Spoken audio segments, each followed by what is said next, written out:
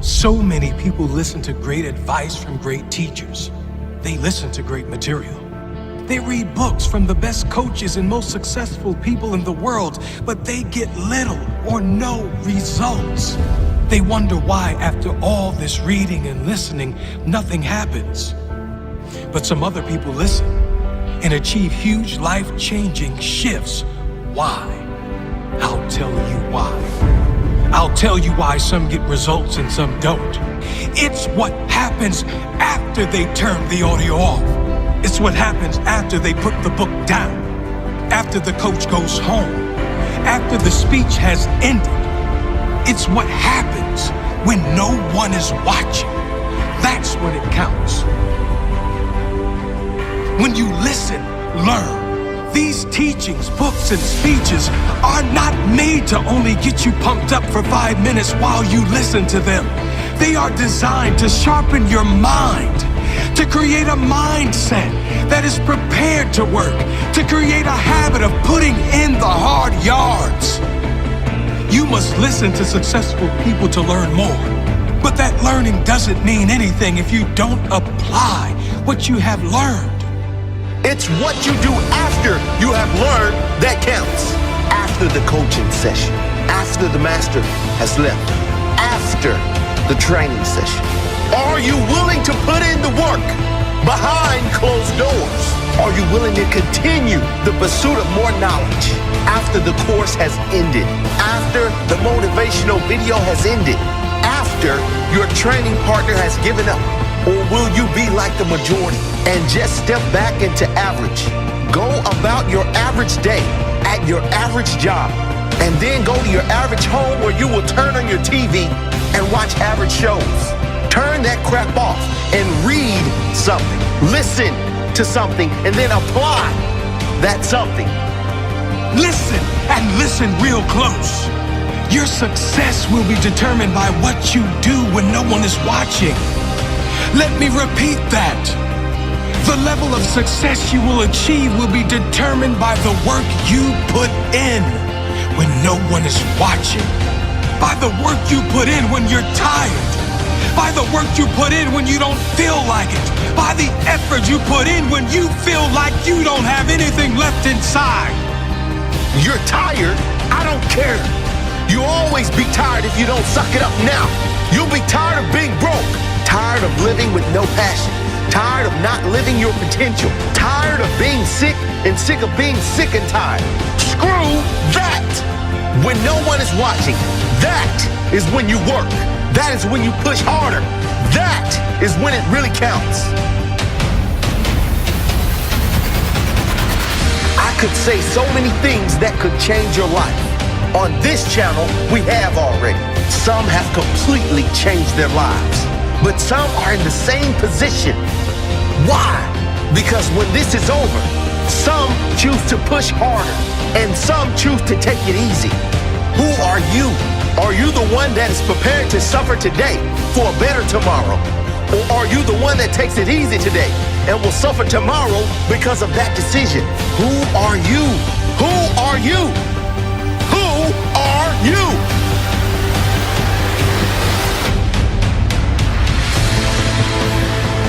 Remember this, when you think no one is watching, you're wrong. There's always one person watching. It's your future self. Your future self is begging you to show some guts, to show some heart, to do that little extra now so you can live with pride later. Don't let your future self down. 3 years from now, you can have what you need. You can't have everything. You can have what would be good for you. But you have to figure out what it is, and then you have to aim at it.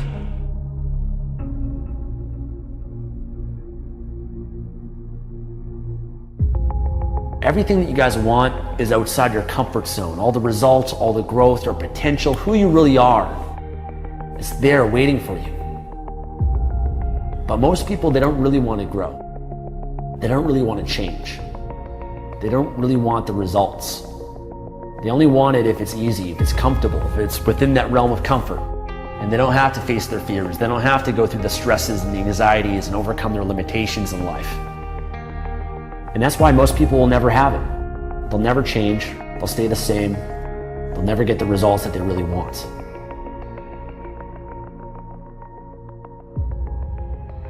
You're going to get what you're looking for. So if you're looking for success, you're looking for happiness, you're looking for prospects, you're looking for recruits or clients, I'm telling you, the more you're consciously looking for those things, you're going to see them. When you're looking to win, you're looking for victory. Sit on your bed one day and ask yourself, what remarkably stupid things am I doing on a regular basis to absolutely screw up my life? And if you actually ask that question, but you have to want to know the answer, right? Because that's actually what asking the question means. It doesn't mean just mouthing the words. It means you have to decide that you want to know. And so be very careful what you set your mind towards, what your outcomes are, because you're going to find them. Your mind's powerful. You're powerful. You're more powerful than you think you are. And if you could just get clear on what you're looking for, get super specific with great clarity, great specificity about what it is you want, it's sitting there for you to find if you look for it. The time is now. The time is now to express and for people to believe in themselves. The time is now for it to be okay to be great. When somebody is absolutely certain the common word is believe, right? But you can believe at a general level or you can believe with certain. When you're absolutely certain that if I do this, it's going to get that result and that result's going to change my life, you'll do it. When you think it absolutely is not going to work, you're never going to do it. People want to have success, people want to make a lot of money, but they want it to be easy without any challenges. It seems like sleeping in the morning is a form of freedom, because hey, I don't have to do anything, I'm just going to sleep in. But the reality is when you sleep in, now you don't get things done. And now those things that you were supposed to do aren't done, and now the next day you have to wake up early and get them done, not because you want to, but because you have to. Now let me give you a little simple formula for goal setting, okay? We take 2.5 hours on the weekend for the whole 10-year plan. We don't have time for that tonight, but let me get you started with a little simple formula Mr. Schoaf gave me, and maybe this will be helpful. First of all, I've divided goals into two parts. First is long range. Long range goals, that's your dreams. Your dreams for the next 3, 5, 10, 20, 30, 40 years, actually the rest of your life. Your dreams. You've got to keep dreaming. Ronald Reagan, president, said to the joint session of Congress a few weeks ago, "The Republic is a dream. And if we don't keep dreaming, we will lose the Republic." Your better future is a dream for yourself and for your family. Where do you want to go? What do you want to do? What do you want to be? What do you want to see? You've got to dream dreams. There's a Bible phrase that says, without dreams and visions, people perish. You've got to have something to go for that inspires the heart and the soul. Dreams. From the children of Sanchez, it says, take the crumbs from starving soldiers, they won't die. Take the bread from hungry children, they won't cry. But without dreams, we all will die. You've got to dream. Don't lose your dreams for yourself, for your future, for your family. The dreams of love and enterprise and travel and doing things, becoming something unique on your journey here. Don't lose your dreams. Do some dreaming. That's long-range goals. You've got to have those. So that's number one. Here's the second part of goals, short range. Short-range goals. That's your goals for tomorrow, this week, this month, this year, the immediate future. We call these confidence builders. Because if you set up something short-range, go for it, get it, latch onto it, work hard, accomplish it. That starts building your strong feelings to go for your dreams. Now, I've divided goals into 3 categories. Here they are. Number 1 is economic. That's your goals for money, income, business, profits, production. Economics. Make sure you've got your economics well planned. Economics plays a major role in everybody's life. Economics is major, which means it ought to be meticulously well planned for tomorrow, this week, this month, this year, long range. What if you asked somebody tomorrow if you could see their meticulously well planned list of economic goals? What would they probably say? They say, you some kind of a nut? You must be weird. Hey, I found out what success is. Success is doing what the failures won't do. Make sure you've got your economics well planned. It'll put you in the top 5%. One of the key little subjects we talk about on the weekend is the 7 fundamentals for wealth and happiness. And that's one of them, well-planned economics. It's a fundamental if you want to do well. Join the top 5%. Anybody in this room can join the top 5%, if you will. Okay. Now here's the second category of goals, things. Make a list of the things you want. And on my list of things, now I put everything. Little things as well as major things. Doesn't matter how small it is, it goes on my list. I used to just put major things, cars, homes. I don't do that anymore. I now load my list with everything. Everything. And the reason is, part of the fun of having a list is checking it off. That's it. Boy, at the end of the day, if you can go, got it, got it, got it, got it, got it, got it, whatever it is, right? You get into the habit. So load up your list, the things you want. Now, when you check off something major, celebrate. That's an important point to make. Celebrate your achievements. Live it up. Have a party when you reach something you've worked for a while. See, we all grow from 2 experiences. One is called the pain of losing. The other one is called the joy of winning. We need both of them. Amplify them as much as you can, which also means make losing painful. If you set up something, fooled around, didn't get it, put it on yourself. On the other side, if you did get it, congratulate yourself. Self-congratulations is a sign of maturity. Seeking congratulations is a sign of immaturity. But hey, winning and losing, see, that's what it's all about. That's the name of the game. Now, some people lead such mediocre lives, at the end of the day, they don't know whether they're winning or losing. They got no clue. Guy's just going through the day with his fingers crossed. There's a better way. Okay, here's the third category of goals, personal development. Put those goals together. Personal development goals. That's your goals to be stronger, more decisive, be a speaker, be a leader, learn a language, all kinds of skills.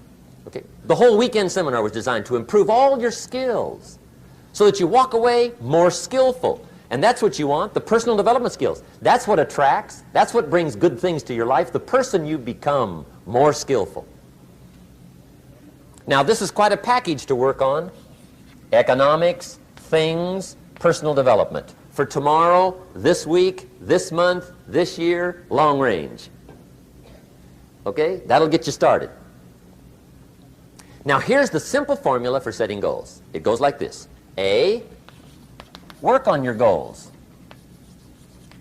That's step 1. Work on them. And I put the word work there deliberately. Setting goals is plain hard work. I don't want to kid you. We haven't come here tonight to kid each other. It's work. I know it's work. That's why a lot of people just let it slide. It's work. Many people work hard on their job, but they don't work hard on their future. They just let that slide. And the work involved is making plans. I know most people don't. I understand that, but don't let that be you. Guy says, well, yeah, you work where I work, but the time you struggle home, it's late. You've got to eat a bite of supper, watch a little TV, get to bed. You can't sit up half the night. Plan, plan, plan. And the guy's behind. good worker, hard worker, sincere. But you got to be better than sincere, working hard. You got to be better than a good worker. You got to be a good planner. Somebody once wisely said, the people who fail to plan are planning to fail. Well said. So work on your goals. Here's step 2. Write your goals down. That's so important. I teach my staff around the world, put your goals in your journal. Because one of the major people you want to study is yourself. Say, here's the list of goals I put together 3 weeks ago. Here's the list of goals I put together 2 years ago. Here's some of the changes I made, rearrangement of my priorities. I scratched these off, I put these on, I've gotten these. Study your accomplishments, study what your desires are. Put them on paper, write them down. Here's another reason for writing your goals down. It shows you're serious about doing better.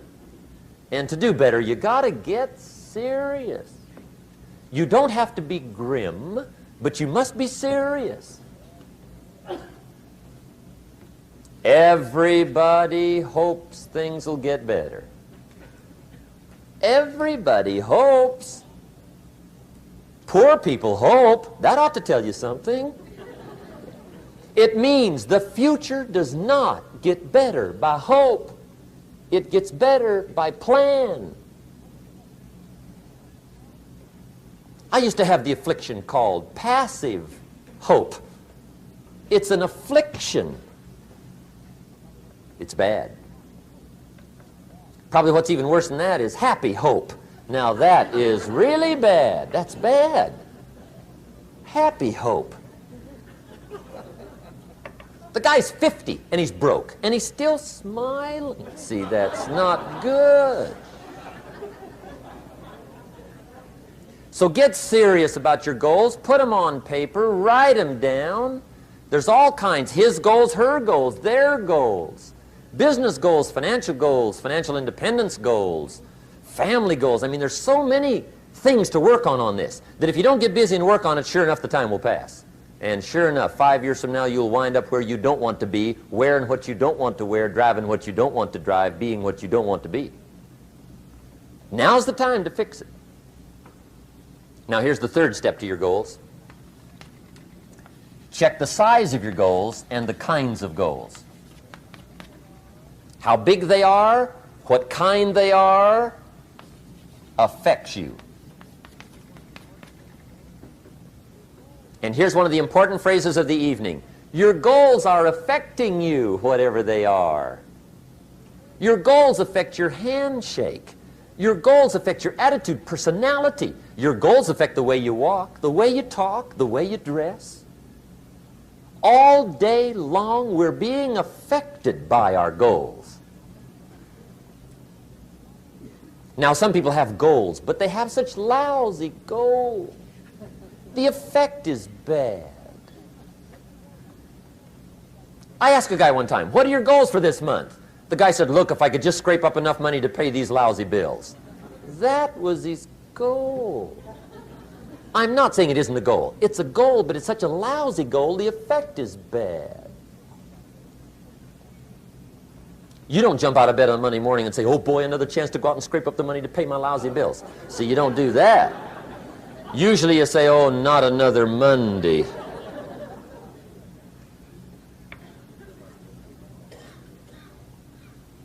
And some people have so given up on life, they have joined the thank God it's Friday club.